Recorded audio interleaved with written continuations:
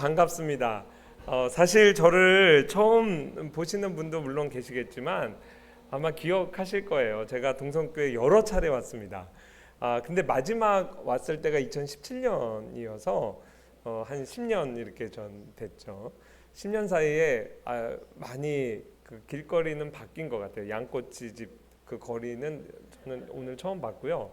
근데 이제 우리 교우님들 또 우리 장로님들 10년 전에 뵀을 때 그 모습하고 안 변하신 것 같습니다.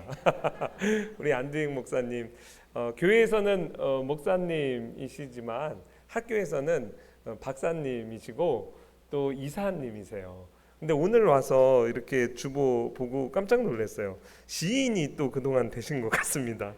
창립 57주년 맞으며 또 이렇게 시를 쓰셨는데 가슴에 이렇게 뭉클한 감동이 있습니다.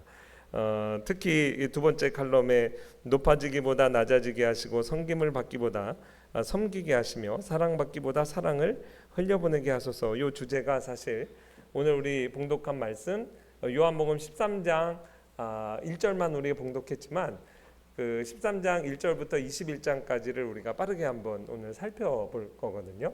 근데 이제 그 13장 1절 그 바로 다음에 나오는 그 세족식의 또 띠하고 맞아서 너무 감사드리고 하나님께서 또 이렇게 시를 통해서도 마음의 밭을 또 기경해 주시는구나 그런 생각을 하게 됐습니다.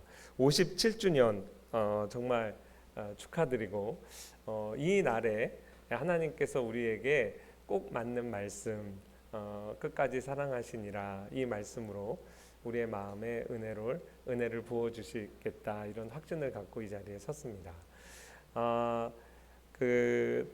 첫 화면 한번 열어주시면 그 다음부터 제가 하겠습니다. 그 요한복음은요,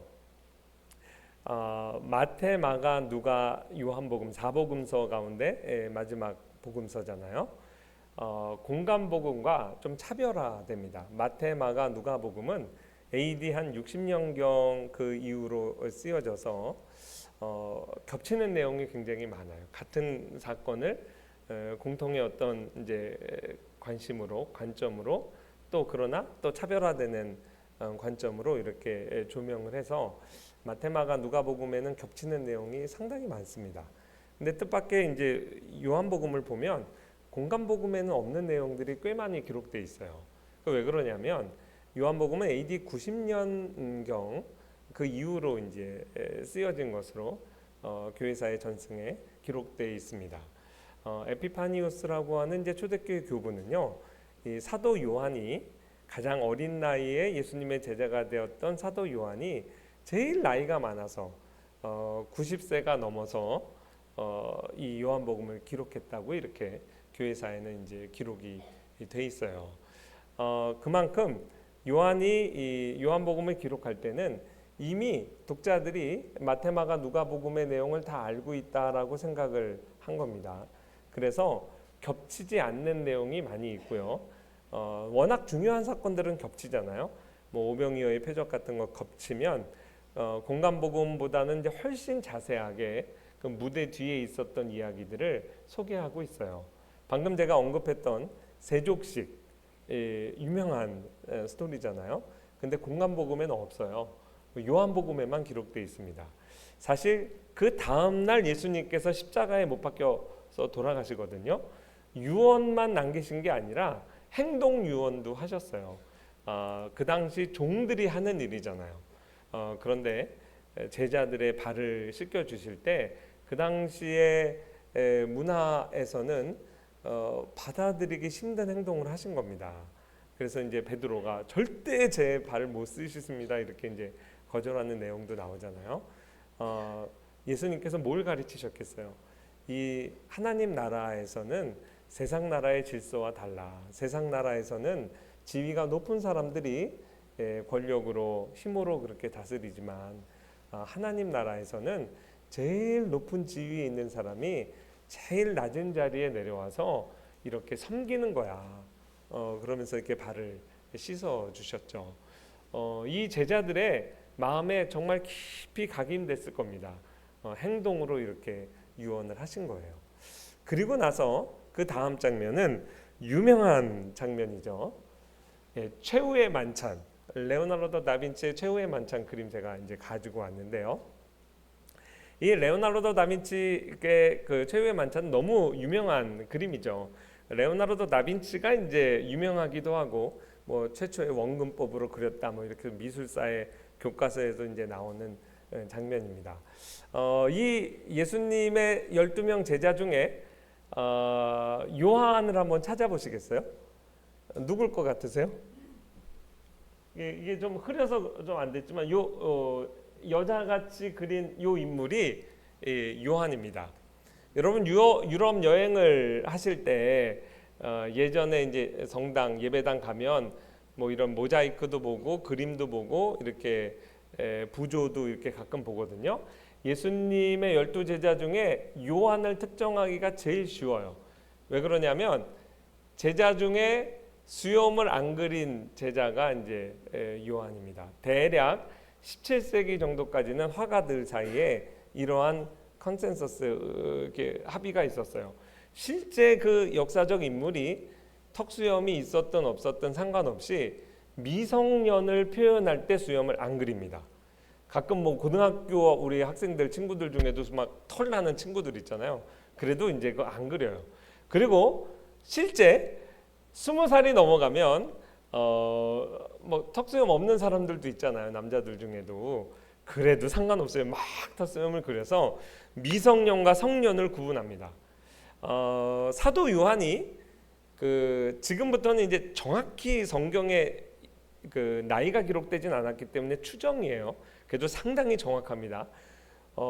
몇 살에 예수님 제자 됐을 것 같으세요? 생각보다 굉장히 어려요. 초등학교 6학년에서 중학교 1학년 정도 나이에 예수님 제자가 됐어요. 어떻게 아냐고요? 그 전승에 따르면 예수님의 제자들을 턱수염 안 그릴 때 2명 턱수염을 안 그리는 경우가 있어요. 그때는 요한하고 요한의 형 야고보입니다. 드물긴 하지만 3명 안 그릴 때가 있어요. 이거는 조금 이견이 있어요. 근데 강력한 후보가 아마 안드레일 겁니다.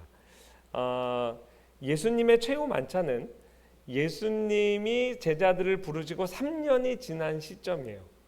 3년이 지난 시점에도 요한의 형님이 아직 미성년이었어요. 19살로 생각하면 한 2살 터울로 생각하면 거의 초등학교 6학년, 1학년 이렇게 나이가 계산이 됩니다. 그러고 나면 이해가 되는 게 있어요.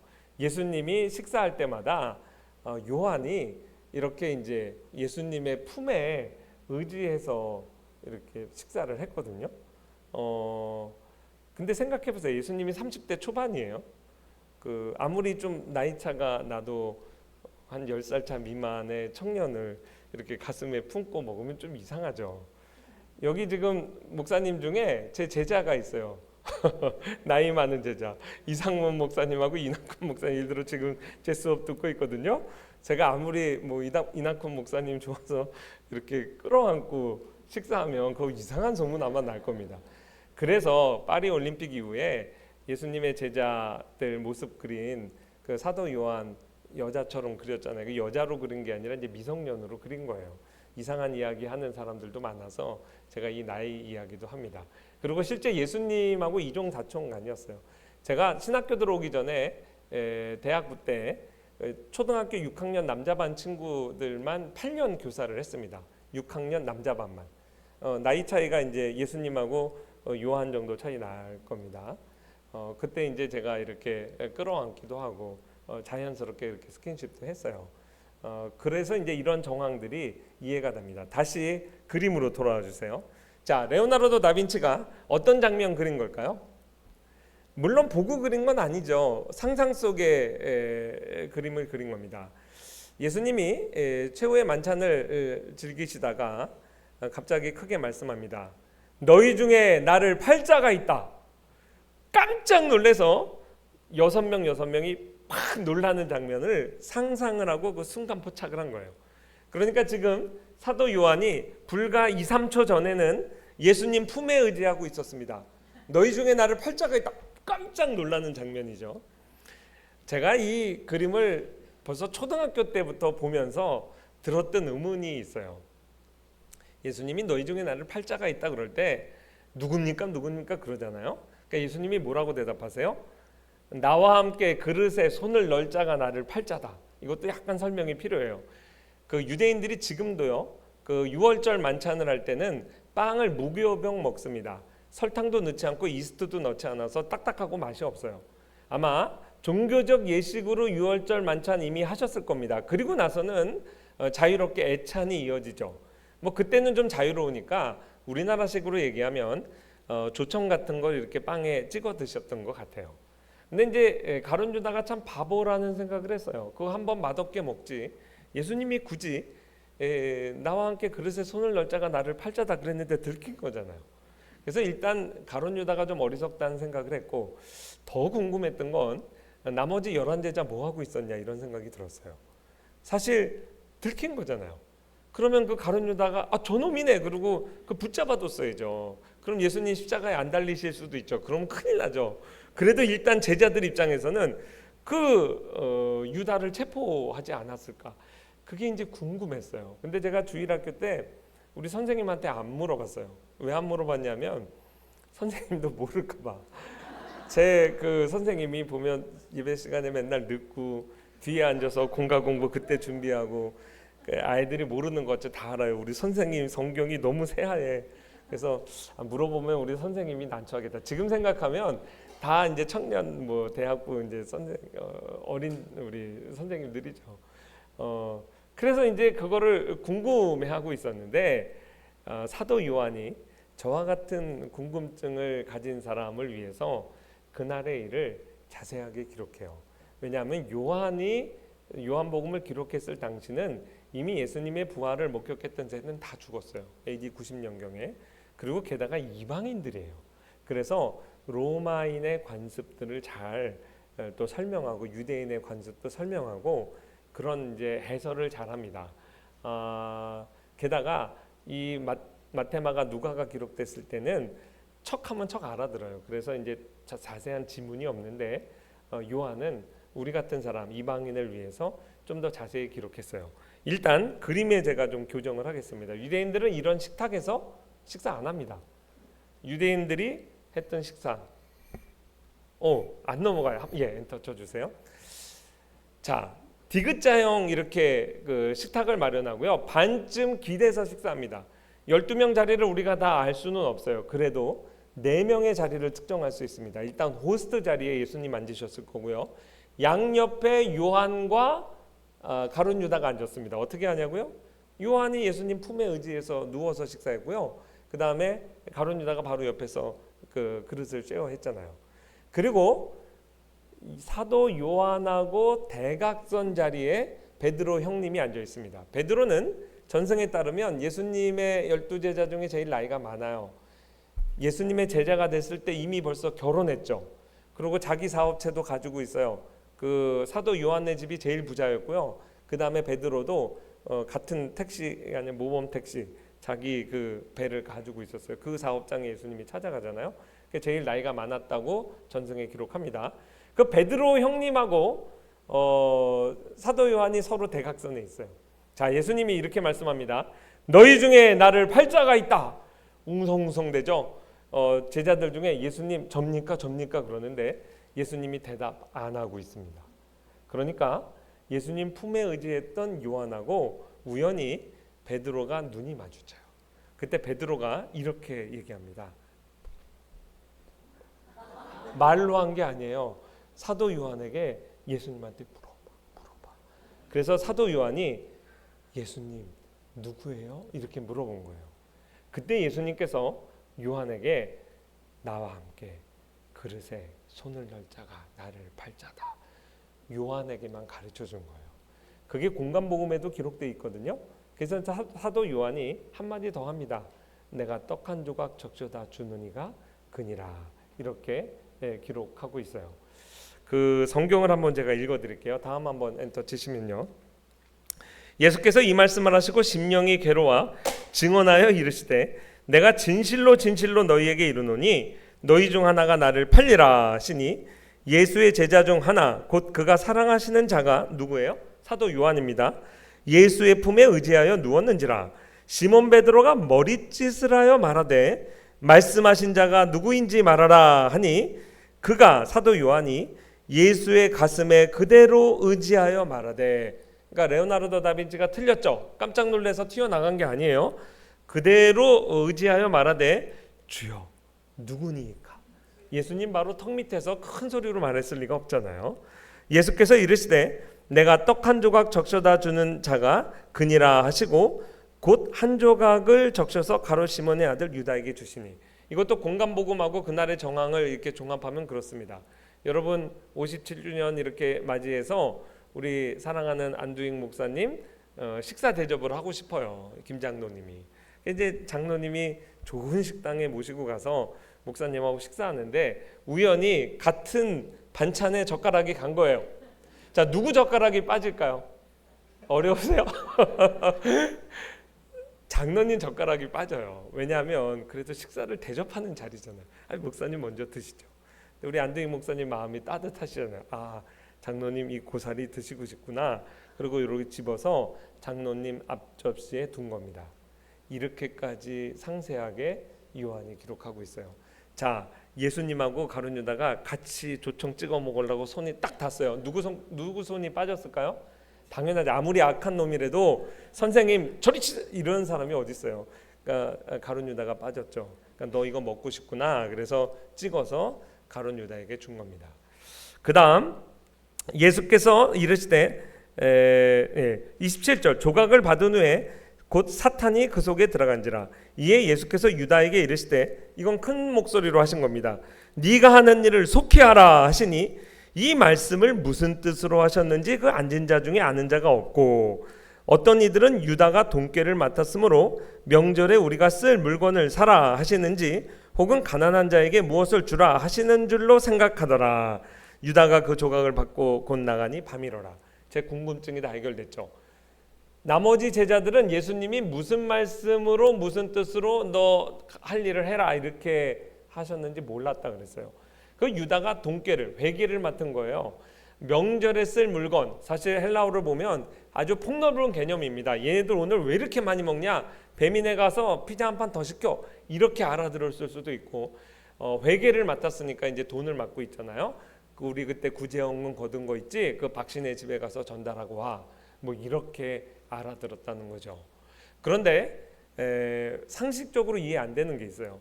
너희 중에 나를 팔 자가 있다 하고 눈을 똑바로 쳐다보고 유다 보고 너 할 일을 가서 속히 하라 할 때 보통 사람 같았으면 들켰다 그러지 않겠어요? 저 같으면 그 자리에 무릎 꿇고 죽여주세요. 저도 제가 왜 그랬는지 모르겠습니다. 그러고 회개했을 거예요. 근데 예수님은 끝까지 비밀을 보장하고 회개의 기회를 주신 겁니다. 그런데 이미 이때 유다의 마음은 마귀에 의해 사로잡혀 있었어요. 그래서 요한이 그것도 해설을 하는 거예요. 보통의 반응이 아니죠. 그리고 밖으로 나갔습니다. 나가니 곧 밤이러라. 자, 그리고 그 다음 장면은 어디로 가냐면 예수님이 겟세마네에서 기도하시다가 붙잡히시는 장면이 나와요. 학자들 중에도 이렇게 이야기하는 학자들이 있습니다. 저도 상당 부분 동의해요. 예수님 제자 중에 70여 명이 있었고 그 중에서 12명을 골랐고 12명 가운데도 애제자가 있었는데 베드로, 요한, 야고보 그 세 명만 데리고 겟세마네 가시잖아요. 근데 이제 그렇게도 물론 생각할 수 있고 제 생각에는 예수님 12제자 공동체 중에 제일 나이 많은 사람이 베드로고 제일 어린 친구가 요한이에요.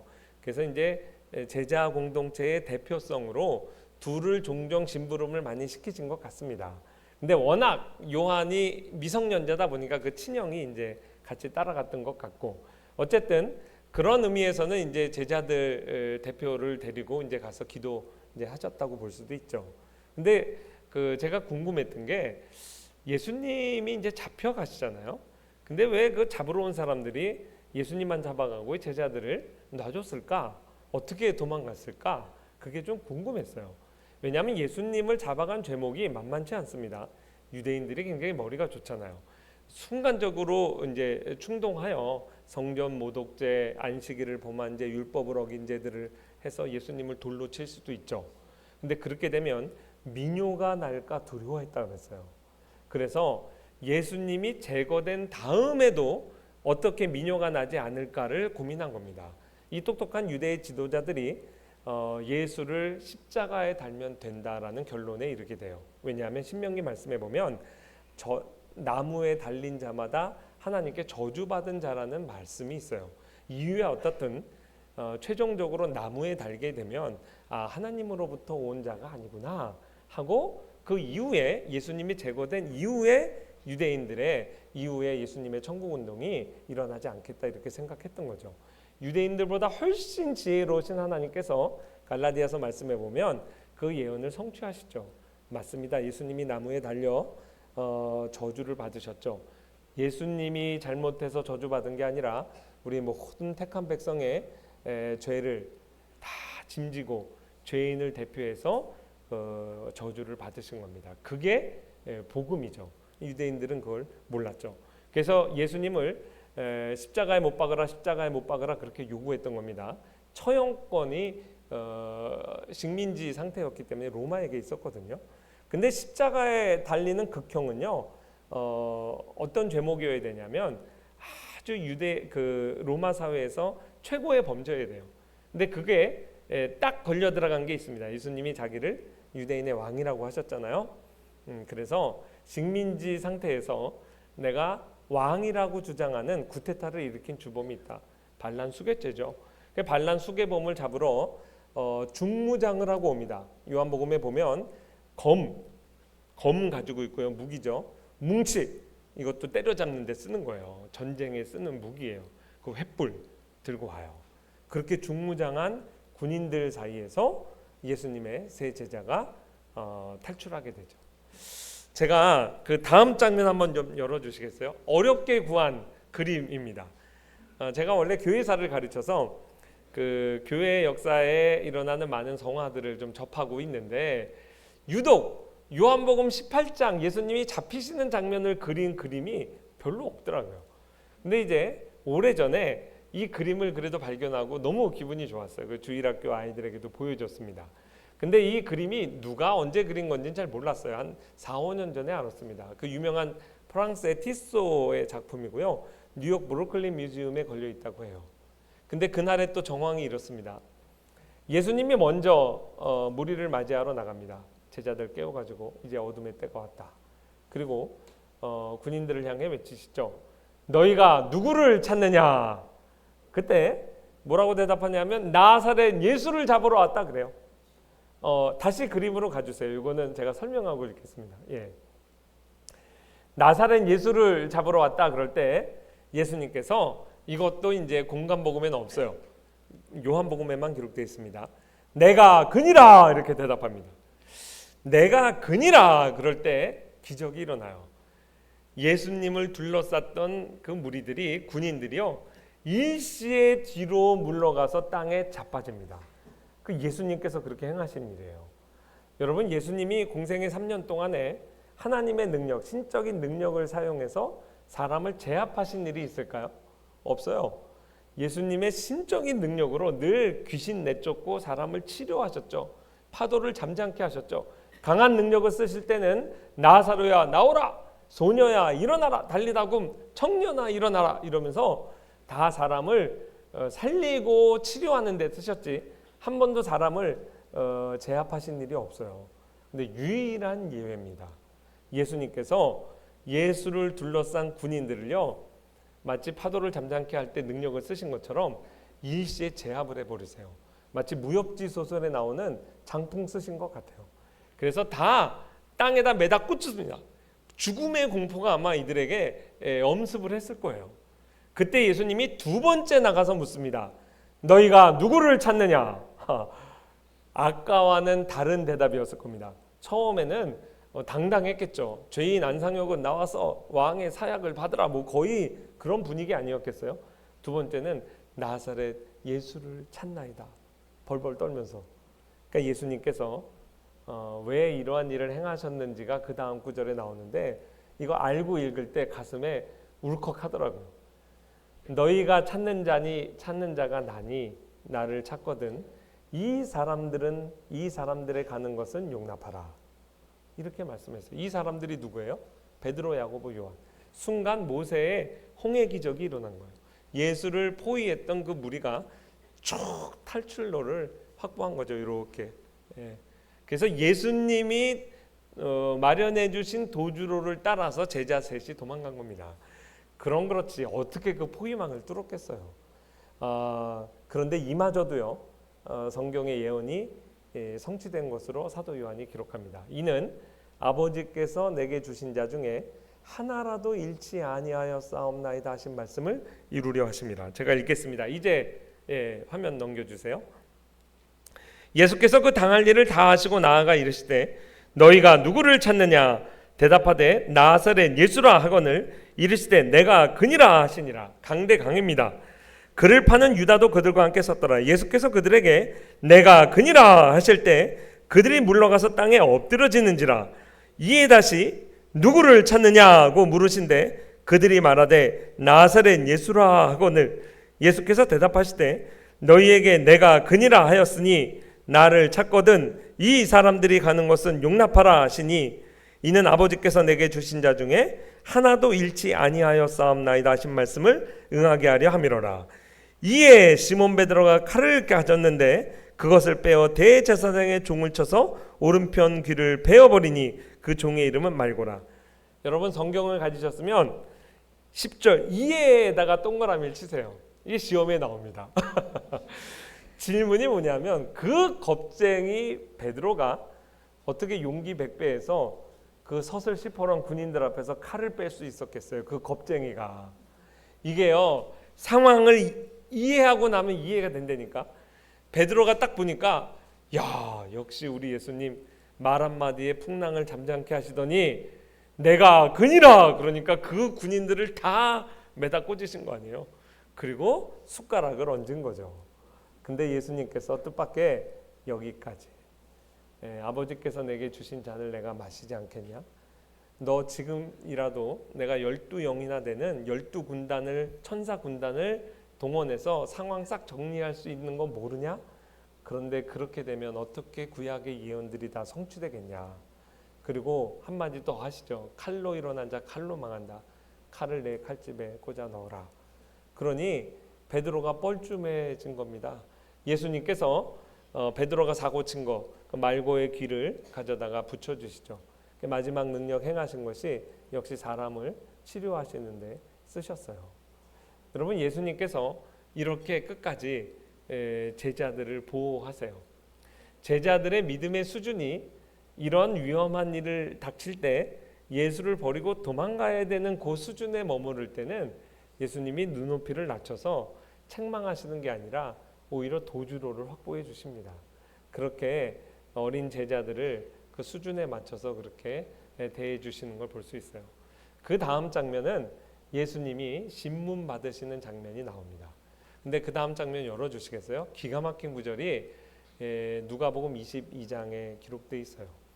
여러분 예수님을 모른다고 이제 베드로가 부인하잖아요.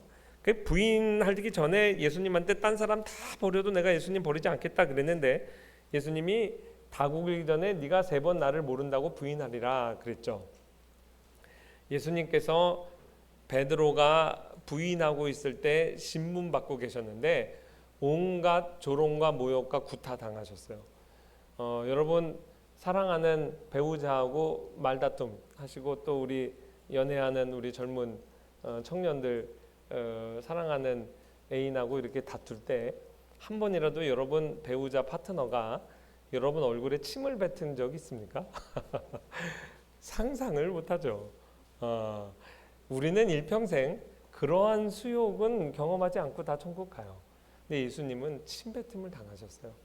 그리고 예수님을 눈을 가려놓고 막 구타를 합니다. 너 선지자라며? 우리 중에 누가 너 때렸는지 맞춰봐. 이런 온갖 고문 당하실 때 예수님 누구 생각했을까? 그 베드로 생각한 거 틀림없습니다. 왜냐하면 베드로가 예수님 몰라요 1번, 예수님 몰라요 2번, 3번째는 예수님 모른다 하면서 저주 구문까지 썼잖아요. 3번 하고 꼭요 이렇게 닭이 올 때 예수님이 하나, 둘, 3번 카운트하고 탁 돌이켜서 성경에 보면 베드로와 눈이 마주쳤다고 돼 있어요. 그 예수님이 신문 받으시는 곳과 베드로의 그 거리가 오늘날 이렇게 거리를 이렇게 재보면 길어야 15m, 짧으면 10m 정도 거리예요. 여기서 조만큼 거리, 시선을 주고받을 수 있는 거리입니다. 한번 본문 열어주시죠. 베드로가 이르되 이 사람아 나는 내가 하는 말을 알지 못하노라 하고 아직 말하고 있을 때 곧 닭이 울더라. 주께서 돌이켜 베드로를 보시니 베드로가 주의 말씀 생각나서 밖에 나가서 심히 통곡하니라. 그냥 회개한 게 아닙니다. 예수님의 눈길을 받고 나가서 양심에 찔려서 통곡한 거예요. 여러분, 예수님이 눈빛으로 뭐라고 말씀하셨을 것 같아요? 꼴 좋다 베드로, 너 내가 나 부인한다고 그랬지? 너희한테 내가 부활하고 나서 보자, 넌 죽었어. 그렇게 정죄의 눈빛이었을까요? 그렇지 않았어요. 이 눈빛 교환을 한 것을 기록한 누가가요. 그 전 구절 한번 다시 보여주시겠어요? 시몬아 보라, 사탄이 너희를 밀가부로 타려고 요구하였으나 그러나 내가 너를 위하여 내 믿음이 떨어지지 않기를 기도하였노니 너는 돌이킨 후에 내 형제를 굳게 하라. 분명히 이 돌이키다는 말이 사실은 히브리어에서 나온 말을 이제 헬라어로 옮긴 건데, 그 히브리어로는 이제 슈브라고 그래요. 그게 회개하다라는 말과 이제 동일한 말입니다. 그러니까 베드로가 회개할 것을 아예 기정사실화하고 그 용서를 기정사실화하고 베드로의 소명도 주셨죠. 베드로만 예수님 배반한 게 아니잖아요. 다른 제자들도 다 도망갔잖아요. 그러니까 네가 먼저 회개하고 와서 다른 제자들을 네가 굳게 하라. 이렇게 말씀하셨기 때문에 예수님께서요 눈빛으로 괜찮아. 내가 이미 말했잖아. 내가 이미 너 용서한다고 말했잖아. 너는 절망하지 말고 낙담하지 말고 내가 말한 대로 돌이킨 후에 다른 형제들 돌봐. 그러면서 이렇게 용서의 눈빛을 주신 게 틀림없습니다. 그러니 베드로가 나가서 그렇게 통곡한 거예요. 근데 베드로가요 이 예수님의 용서를 온전히 이렇게 받아들이지 못했던 것 같아요. 벌써 이제 우리가 마지막 장면으로 왔어요. 그 다음 컷 열어주시면 요한복음 이제 21장 그 유명한 장면이죠. 베드로가 디베리아 바닷가에서 이제 부활하신 주님 만나잖아요. 근데 여러분 잘 기억하세요. 베드로가 이미 부활의 주님을 만났을 때입니다. 예수님 부활한 거 알고 있어요. 그럼에도 불구하고 베드로가 나는 고향에 고기 잡으러 간다 그러고 내려갔어요. 물론 예수님께서 먼저 갈릴리 바다로 가서 제자들 만나자 이렇게 예언을 하셨습니다. 그럼에도 성경 기자가 베드로가 나는 물고기 잡으러 간다 이렇게 쓴 걸 볼 때 베드로의 마음에 내가 예수님의 용서를 서로 받는다 해도 이미 리더십이 깨진 거잖아요. 그 예수님 제자 공동체 안에서 제일 먼저 예수를 배교한 제자가 됐으니 어떻게 그 리더십이 쓰겠냐고요. 그래서 나는 그냥 고향으로 가서 내 원래 본업으로 돌아가서 낚시하면서 자그맣게 개척교회 해서 예수님 나라 이 천국운동 하는 거 내가 열심히 외조하겠습니다. 아마 이런 마음으로 내려간 것 같습니다. 근데 예수님께서 끝까지 포기하지 않으시죠. 그리고 베드로를 만나서 모닥불 피워놓고 네가 나를 사랑하느냐 3번 부인한 거를 네가 나를 사랑하느냐에 질문을 해서 3번 사랑합니다 고백받아가지고 그걸 덮어주시잖아요. 여러분 사실 베드로가 예수님 왜 부인했냐면요 날이 추워서 그랬어요. 날만 안 추웠어도 예수님 배반 안 했을 수도 있어요. 무슨 말이냐면 성경에 보면 손이 시려워서 그 군불째로 내려갔다가 너도 그 당이지 이렇게 이제 당하게 되잖아요. 사막 기후가 낮에는 장렬하는 태양 때문에 너무 뜨겁지만 해가 지고 나면 일교차가 엄청 심해요. 그래서 때에 따라서는 이렇게 살얼음이 어느 정도가 춥대요. 그러니까 이제 밤새도록 신문 받으시니까 날이 추워진 거예요. 그러니까 모닥불 펴놓은 데 가서 이렇게 쬐다가 부인했잖아요. 근데 예수님께서 디베레 바다에서 베드로 만날 때 그때 새벽입니다. 추워요. 그래가지고 예수님이 또 이렇게 모닥불 피워놓고 그날의 상황을 재현하시는 거죠. 누가 봐도 짓궂어 보이세요? 아니라고 생각해요. 고름은 짜내야 됩니다. 그래서 다른 사람들 다 듣는 자리에서 베드로에게 3번 부인했으면 네가 3번 사랑한다고 그러면 되지. 그렇게 덮어주신 거 맞습니다. 이렇게 읽을 때마다 이 본문 말씀에 저도 은혜를 받는데 저는 이제 아까 말씀드렸다시피 교회사를 가르치고 있어요.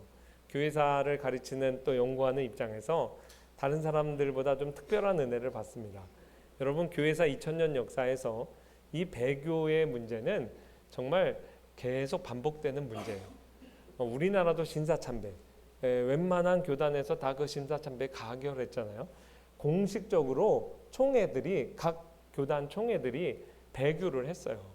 그래서요, 좋은 교회일수록 우리 예수를 모른다고 안 믿겠다고 저주하면서 배교를 했으니 다시 교회로 받아들일 때 회개하고 받자. 이게 좋은 교회일수록 그랬다고요. 그것 때문에 교단이 나눠지기도 하고 그랬죠. 교회가 어떻게 배교자를 처리했는지 2000년의 역사를 이렇게 보면 예수님은요, 이 자리에서 베드로의 손을 잡고 어디로 가야 되냐면 마태복음 16장 16절로 가야 돼요. 거기서 무슨 일이 있었어요? 주는 그리스도시요 살아계신 하나님의 아들입니다. 이렇게 고백해서 예수님 너무 기뻐하시고 이 신앙 고백 위에 내가 내 교회를 세우겠다 그랬잖아요. 근데 지금 그 고백이 무너진 거잖아요. 그러니 누가 봐도 너 베드로 그때 나를 믿는다고 했던 거, 내가 하나님의 아들이요 그리스도라고 했던 거, 그 고백 맞아? 너 다시 한번 해봐. 이렇게 했어야 맞잖아요. 예수님이 그렇게까지 잔인하게 안 하셨다고요. 그 말은 뭐냐면 베드로가 예수님을 모른다고 부인했을 그 순간에도 그 마음속 깊은 곳에서는 주는 그리스도시요 살아계신 하나님의 아들입니다라는 그 믿음과 고백을 했다는 것을 예수님이 의심하지 않으셨어요. 문제 삼지 않으셨어요. 다만 사랑을 확인하셨죠. 근데 그것도 하나님의 정말 큰 지혜라고 생각해요. 여러분, 당신을 사랑합니다라는 고백은요, 처음 결혼할 때만 하는 게 아니에요. 저희 아버지가 2017년에 암투병 하시다 돌아가셨는데 50년 이상을 부부 생활하셨거든요. 근데 돌아가시기 전에 부부가, 저희 어머니 아버지가 친하게 사랑을 고백하시더라고요. 제가 이렇게 그거 지켜보면서 마음이 되게 따뜻했어요. 여러분, 50년, 60년, 70년 숙성된 사랑을 하는 부부 사이에도 당신 나 사랑해? 사랑하지? 이렇게 할 수 있는 게 사랑의 고백이에요. 그거 얼마든지 예수님이 베드로에게 물으실 수 있습니다. 또 하나는 사실 아까 제가 재밌게 얘기했지만 죽음이 두려워서 배교한 거죠. 근데 죽음보다 강한 것이 사랑입니다. 지금 동성교회 불이 났는데 젊은 집사님이 불구덩이로 들어가요. 보나마나 주일학교에 아마 자기 아이가 있을 겁니다. 세상 사람들이 봐도요, 자연적인 사랑, 모성애, 부성애로 죽는 자리에 들어갈 수도 있어요. 사랑이 죽음보다 강하거든요. 과연 예수님의 말씀대로 또 베드로의 고백대로 베드로는 두 번째 자리에서는 배교하지 않고 십자가에 거꾸로 매달립니다. 한번 장면 열어주시겠어요? 다음 장면이에요. 그 교회사 전승에 보면 다음 베드로가 저렇게 거꾸로 십자가에 매달려서 죽은 것이 거의 틀림없어요. 교회사 전승에 그렇게 돼 있고 또 요한복음 21장에도 예수님께서 그가 어떠한 죽음으로 하나님께 영광을 돌릴 것을 말씀하셨다 그랬어요. 굉장히 영광스러운 순교의 자리에 이제 들어가게 됩니다. 네, 여러분, 베드로만 이렇게 영광스러운 순교의 자리로 간 게 아니에요. 한 번 더 엔터 쳐주시겠어요? 스테판 로크너라고요. 제가 좋아하는 또 중세 그 화가가 있어요. 그 쾰른에서 활약했던 이제 화가인데 제가 별명 붙이기를 이제 그 독일 지역의 미켈란젤로다. 성화를 많이 그렸거든요. 근데 이제 12사도의 순교라는 작품을 남겼어요. 이렇게 우리나라 병풍과 같은 곳에 12컷의 그림에 예수님의 12제자들이 최후에 어떻게 순교했는가를 그 당시 초대교회와 중세까지의 이제 전승을 따라 15세기까지의 전승을 따라서 이제 기록을 이렇게 했습니다. 요 맨 왼쪽에 보면 거꾸로 십자가에 달린 것이 베드로, 그 옆이 목배임을 당한 게 이제 바울입니다. 바울은 로마 시민권을 가지고 있어서 나무에 달리지 않았어요. 극형을 먹였고요. X자형, 그 밑에 안드레고요. 그 옆에가 끓는 가마솥에 들어갔다가 기적적으로 살아났죠. 그래서 끝까지 마지막까지 살아남은 사도 요한. 그 밑에가 사도 요한의 형님 성경에도 기록되어 있죠. 야고보 먼저 목배임을 당합니다. 그 다음이 나다나엘, 사실 19금이에요. 자세히 확대해서 보면 산채로 가죽 벗김을 당합니다. 그리고 오른쪽 맨 위에가 그 의심 많은 제자 도마, 인도 첸나이 지역까지 가서 복음 전하다가 민일창에 꽂혀서 죽는데, 지금도 그 지역에는 교회가 많이 섰어요. 그 옆에가 빌립, 십자가형 당했고요. 그 다음엔 몇 가지 전승이 있는데, 작은 야고보 두 번째 전승을 따라 러크너는 그랬어요. 그 나이가 많은 노인을 성벽에 밀쳐서 떨어뜨렸어요. 아직도 숨이 붙어 있으니까 돌로 침을 당해 순교를 했고요.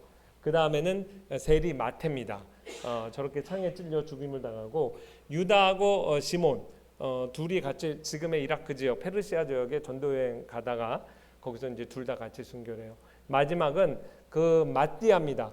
마띠아는 제비 뽑아서 예수님의 제자 가룟 유다의 자리에 들어갔잖아요. 도끼로 머리 찍혀서 죽어요. 여러분, 예수님의 그 겁쟁이들이었어요. 예수님 모른다고 다 도망갔던 제자들이요, 이렇게 나중에는 자기의 각자 어느 날 모여 있다가 우발적으로 순교한 게 아니에요. 각자 자기의 소명의 자리로 다 흩어져서 열심히 복음 전하다가 다 순교합니다. 그러니까 예수님 그러신 것 같아요. 여러분, 예수님의 끝까지 사랑이요, 그 예수님이 배반하고 도망가야 되겠다 할 때는 도주로를 확보해 주시고, 아직 실력은 안 되지만 그냥 예수님, 전 예수님 사랑합니다 그러면 그냥 그거 문제 삼지 않고, 실력은 비록 안 되지만 베드로의 사랑 고백 다 받아주시잖아요. 그러다가 나중에 세월이 지나 한 57년 정도 지나서 이제는 내가 예수님 순교하겠습니다 그러면 그때는 또 안 말리세요. 그래서 각자의 개인의 믿음의 수준에 따라서 예수님께서 그렇게 끝까지 품으시는 것을 알 수 있습니다. 다음 한번 열어주시겠어요? 베드로가요 궁금했어요. 또 버릇을 따라서 예수님, 그 사도 요한 예수님 또 품에 누워 있거든요.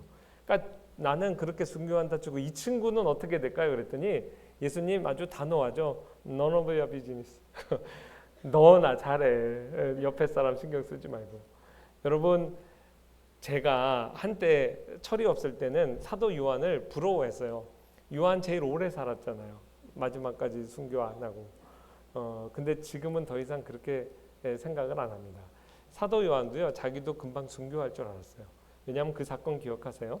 그 어머니 살로메가 야고보하고 요한 치맛바람 일으켜서 얘네들 예수님 대권 잡으실 때 좌의정 우의정 시켜주세요. 그러니까 예수님이 내 옆자리에 앉는 건 아버지께서 아시고 그 전에 뭐라고 그러셨냐면, 과연 너희가 알지도 못하고 구하는구나. 내가 마시려는 잔 마실 수 있느냐? 그럴 때 복습니다. 야고보만 마시겠다 그런 게 아니라 우리가 마실 수 있나이다 그랬고요. 예수님이 너희가 과연 마시려니와. 그러니까 요한이 보니까 그게 그 고난의 잔이 이거였구나. 자기 형님이 제일 먼저 목배임 당해요. 좋아하던 형님 베드로 형님도 다 순교합니다. 자기도 죽을 줄 알았죠. 근데 예수님이 왜 그런지 요한은 끝까지 살려둬서 요한계시록까지 기록하게 하시죠. 계속 오래 살아남았어요. 그러면서 형님들 다 순교하는 거 떠나보냅니다. 자기가 목양했던 교인들이요, 원형 경기장에서 짐승에 뜯기는 걸 봐요. 그거 죽고 싶지 않았겠어요? 왜 하나님 담임 목사인 나를 먼저 데려가시지? 그리고 이제 막 싹이 나는 초대교회가 신천지 같은 이단이 일어나가지고 들썩들썩 딱 시달림 당하는 거 다 겪습니다. 산전수전 다 겪어요. 세월의 시간을 감내하는 거, 그러면서 57년째 지금 이 자리를 지키시는 거, 이것도 십자가입니다. 고난의 잔이에요. 하나님께서 다 각자에게 맡기신 고난의 잔이 있고, 옆에 사람 거는 쉬워 보이죠. 근데 그렇지 않습니다. 다 각자의 인생에 하나님이 주신 고난의 잔이 있어요. 다음 한번 열어주시겠어요? 그 예화 하나 하고 마치려고 해요. 제가 지금 목사님도 말씀하셨지만 총장된 다음에 그 전국 교회를 다 돌아다니고 있어요. 저희 교단의 1000개 교회 중에 800교회가 한 100명 이하의 작은 교회들이에요. 이 교회들과 함께 기도 운동하지 않고는 학교도 같이 살 수가 없겠다 싶어서 기도 운동 차원에서 이제 펀드레이징을 어떻게 하냐면, 아무리 작은 가척교회라도 10,000원을 한 달에 할 수는 있겠다 생각을 한 거예요. 그래서 한 달에 교회 이름으로 10,000원을 후원을 하면 제가 전국 팔도 어디에 있든 그 교회를 찾아갑니다. 감사 방문이죠. 그래서 교회 기도 제목을 받아와서 학생들에게 교회를 소개하고 그 교회 기도 제목 갖고 같이 기도해요. 그러니까 사실 이제 기도하는 운동이라고 볼 수가 있죠. 지금 오늘 동성교회 95번째 방문입니다. 그래서 돌아다니면서 저도 이제 은혜를 많이 받고 있어요. 95개 교회 방문했던 교회 중에 한 교회 소개해 드릴게요. 다음 한번 열어주세요. 예, 아니고 다음 한번 또 열어주세요. 보성화평교회 여러분 혹시 들어보셨어요? 보성화평교회를 모르셔도요 한 3년 전 사건입니다. 아마 이 뉴스 보도된 건 들으셨을 거예요. 79세 되신 어떤 할아버지, 78세 되신 할아버지가 급발진을 주장했는데 급발진이 아니라 졸음운전이었어요. 브레이크를 밟지 않은 상태로 버스 정류장을 덮쳤는데 거기에 고2 여학생, 다이라는 여학생이 버스 기다리다가 즉사합니다. 근데 우리 교단의 보성화평교회 윤태영 목사님의 막내 딸이에요. 이 윤태영 목사님 그 사모님이 우리 성질 엄마 중학교 때 친구여서 사실 저희가 소개했다고 볼 수 있어요. 화평교회에서 같이 사역하다가 보성에 내려가서 저 지금 예배당에서 이렇게 섬기고 있는데 너무 슬프잖아요. 저도 내려가서 그래서 다이를 이렇게 운구를 했습니다. 뭐 작년에 가서 뭐 엄청 울었죠. 같이 1월달에 가서 이제 하루 지내면서 이렇게 울었는데 그 슬픔을 견디지를 못해가지고 이 두 부부가 지금까지도 저 사택에 들어가지 않고 있어요. 딸 생각이 나니까 저로만 예배당에서 먹고 자고 하면서 합니다. 일체 노예 활동도 안 하고 슬픔을 이기지 못하고 있어요. 근데 막상 저희가 가서 보니까 예배 다 인도하고 새벽 예배 다 인도하고 그 다음에 성경 공부하고 신방도 하고 매주 목요일이면 한번 엔터 쳐 주시겠어요? 붕어빵 370개 구워가지고요. 좀 맛있는 붕어빵이에요. 저거 갖고 온 동네 다니면서 다 전도하고 막 눈물을 흘리면서도 붕어빵 먹고 아 이건 왜 이렇게 맛있어? 성심당 들어가는 믹스로 만들어가지고 너무 맛있어요.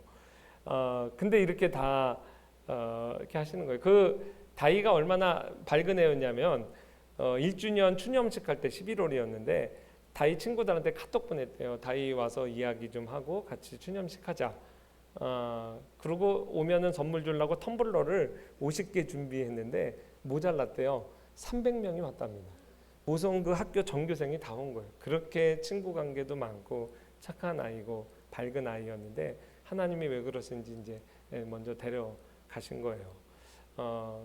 그래서 이제 제가 기도 제목을 받았어요. 한번 엔터 쳐주시겠어요? 기도 제목이 내 아픔을 벗어나 성도를 먹이는 힘을 주옵소서. 물질을 넘어 주님을 줄 수 있게 하옵소서. 제가 이제 좀 어려운 부탁드렸죠. 그래도 우리 후배들한테 와서 한번 채플 인도해 주세요. 그랬더니 그 고민하다가 오시겠다 그랬어요. 작년 5월에 와서 붕어빵 기계까지 들고 와가지고 전날 우리 성질 엄마랑 그걸 다 만들어서 전교생 2마리씩 다 이렇게 줬습니다. 아주 은혜로운 설교하셨고 와서 보니까 2년 만에 첫 외출이었대요. 근데 이제 제가 우리 윤태영 목사님을 한 번 더 엔터 쳐주시겠어요? 그날 이제 이렇게 붕어빵 만들고 사진 같이 찍은 거예요. 윤태영 목사님 저희 집에 왔을 때 윤태영 목사님이 커피를 못 드세요.